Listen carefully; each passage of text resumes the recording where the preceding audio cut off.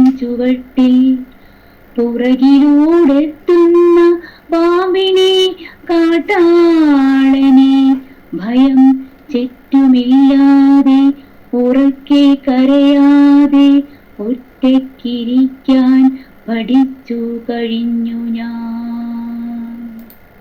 ഒറ്റയ്ക്കിതിലെ നടക്കാൻ പഠിച്ചു ഞാൻ.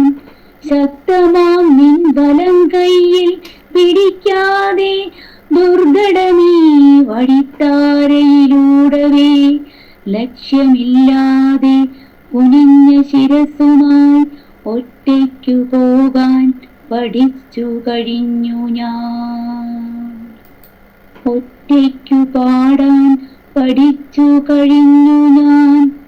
ഒപ്പം ചിരിച്ചുകൊണ്ടേറ്റു പാടാൻ കൂട്ടിനാരുമില്ലാതെ ആർക്കും വേണ്ടിയല്ലാതെ ഏതോ ബധിരതൻ മുന്നിലേകമാം ശബ്ദമായി നിന്നു വിറയ്ക്കാത്ത കണ്ടമാർന്നൊറ്റയ്ക്കു പാടാൻ പഠിച്ചു കഴിഞ്ഞു ഞാൻ.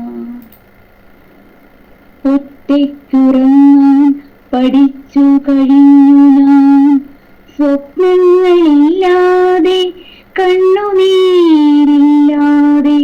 അർദ്ധരാത്രിക്കു നടുങ്ങി ഉണർന്നു നിൻ അസ്തമുപദാനമാക്കാതെ തോടനാമൊറ്റയുറക്ക ഗുളികതൻ ചുംബനമുദ്രയൻ. സ്ത്രീകൾ എത്രയോ പുരുഷന്മാരോട് പ്രേമിക്കുന്നുണ്ട്. കാരണം നമ്മുടെ സങ്കല്പങ്ങൾ ഇതെല്ലാം അതിര് കടന്നത്. മണിലാലേട്ടൻ പറഞ്ഞ സമയത്തൊക്കെ ആ വിഷയത്തിൽ ഒരു സൂചന പോലെ സംസാരിച്ചു.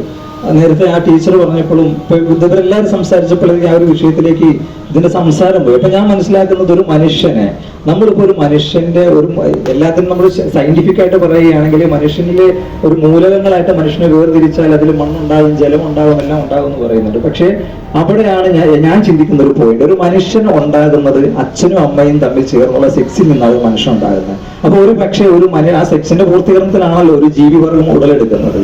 അങ്ങനെയാണെങ്കിൽ ഒരു മനുഷ്യനിലേക്ക് ഏറ്റവും ആദ്യം സന്നിവേശിക്കപ്പെടുന്ന മൂലകം എന്ന് പറയുന്നത് സെക്സിന്റെ അംശമാണെന്നാണ് ഞാൻ മനസ്സിലാക്കുന്നത്. അതുകൊണ്ടാണ് മനുഷ്യൻ അതിങ്ങനെ ചുമ നടക്കുന്നത്. രണ്ട് രക്തം വീണു മരിക്കാൻ പഠിച്ചു ഞാൻ. ഒറ്റയ്ക്കു വീണു മരിക്കാൻ പഠിച്ചു ഞാൻ. ചുറ്റിലും രോദനമില്ലാതെ നിൻ മടിത്തട്ടിലല്ലാതെ നിൻ പൊന്നു കയ്യാലെ ഒരിറ്റു ജലം നുകരാതെ നിൻ കണ്ണിലൻ ദൃഷ്ടി ചേർക്കാതെ നിൻ കണ്ണിലൻ ദൃഷ്ടി ചേർക്കാതെ യാത്ര ചോദിക്കാതെ